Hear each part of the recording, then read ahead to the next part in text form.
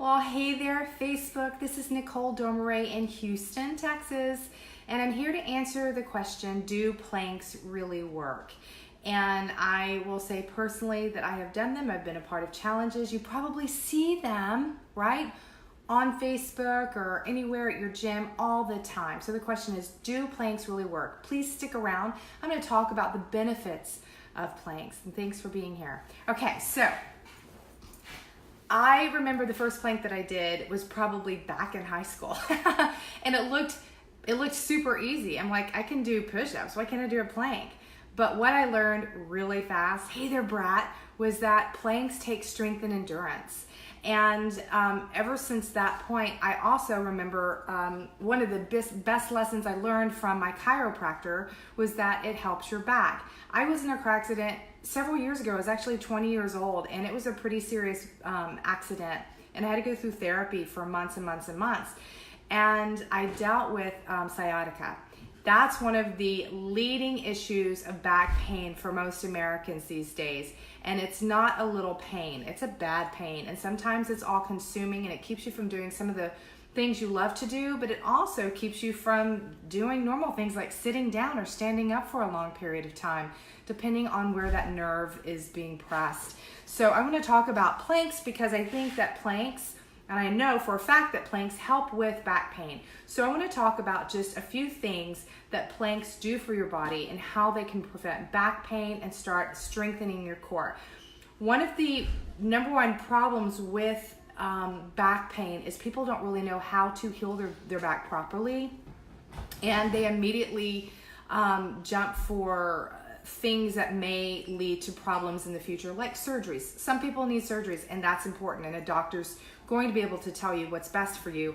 Although if it's something that's chronic and you think that you can start doing things that you know may help, like perhaps lose a little weight in the midsection, get a little bit more active, then do that. But I'm digressing. Back to planks.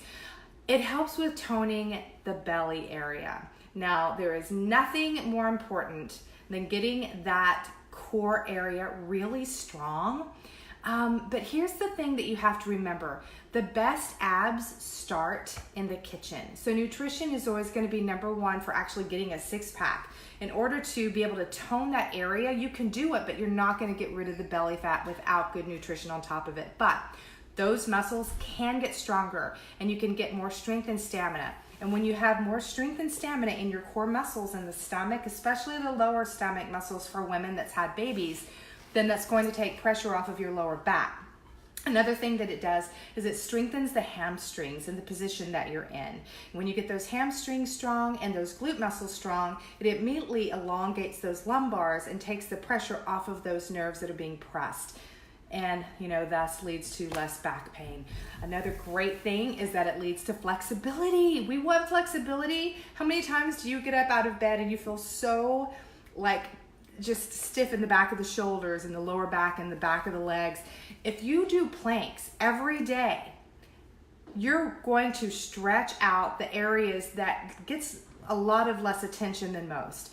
The muscles in between the shoulder blades themselves, and the collarbones. And that's where we carry a lot of tension, not just because we sit at a desk all day, which is one of the reasons, but also because when we get stressed, our body tends to close in. And when we close in and we don't stretch those muscles, we immediately start to cause a sense of memory in our body that's going to lead to back pain and upper neck and shoulder pain, especially in that cervical muscle that runs all the way down. So I'm going to stop talking about that for a second and go straight to the pleasant side effect to getting those abs is being able to stretch those legs and those feet. So if you have foot pain, this is a big one.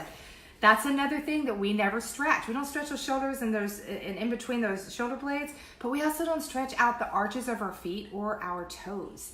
And that comes along with doing a plank. And if you're doing it properly, you're going to take a lot of pressure off of your feet. You're going to stretch those muscles in your feet that don't get stretched every day, and that's going to lead to less foot pain, especially if you stand a lot where you work, whatever you do for a living, or maybe what you do for fun, whoever knows. But if you are standing a lot, that's going to